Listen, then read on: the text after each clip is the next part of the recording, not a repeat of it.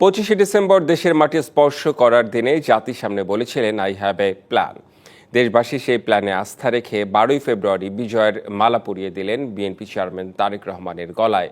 ভোটে নিরঙ্কুশ সংখ্যাগরিষ্ঠতা পেয়ে এখন সরকার গঠনের নিশ্চিত পথে বিএনপি জোট। I have a plan. I have a plan. দীর্ঘ 17 বছর পর জন্মভূমিতে ফিরে দেশের মানুষের উদ্দেশ্যে এই কথাটাই বলেছিলেন বিএনপির চেয়ারম্যান তারেক রহমান।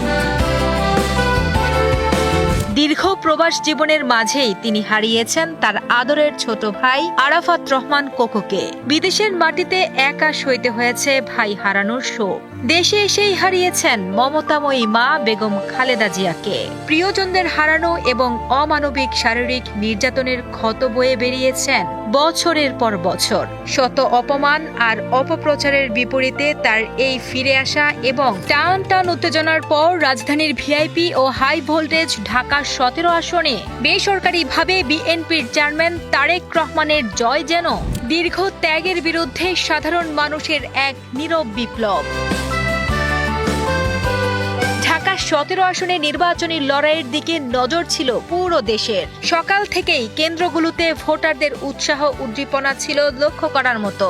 দিনভর ভোট গ্রহণ শেষে গণনার পর দেখা যায় বড় ব্যবধানে জনরায় গিয়েছে ধানের শীষের পক্ষে। এবারের নির্বাচনের সবচেয়ে বড় প্রাপ্তি ছিল উৎসবমুখর পরিবেশ। সাধারণ মানুষের মাঝে দেখা গিয়েছে ভোটের আমেজ।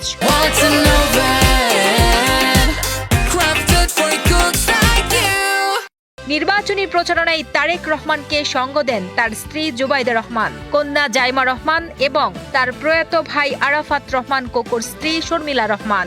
দীর্ঘ 17 বছর পর বাংলাদেশে এমন একটি অংশগ্রহণমূলক এবং উৎসবমুখর পরিবেশে জাতীয় নির্বাচন অনুষ্ঠিত হলো।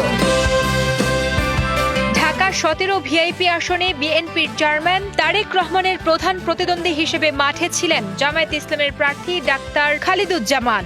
একই সাথে লাঙ্গল প্রতীক নিয়ে ত্রিমুখী লড়াইয়ের উত্তেজনা বাড়িয়েছিলেন জাতীয় পার্টির প্রার্থী আতিক আহমেদ। প্রভাবশালী এই প্রার্থীদের উপস্থিতিতে ঢাকা 17 আসনটি হয়ে উঠেছিল পুরো দেশের রাজনৈতিক মনোযোগের কেন্দ্রবিন্দু।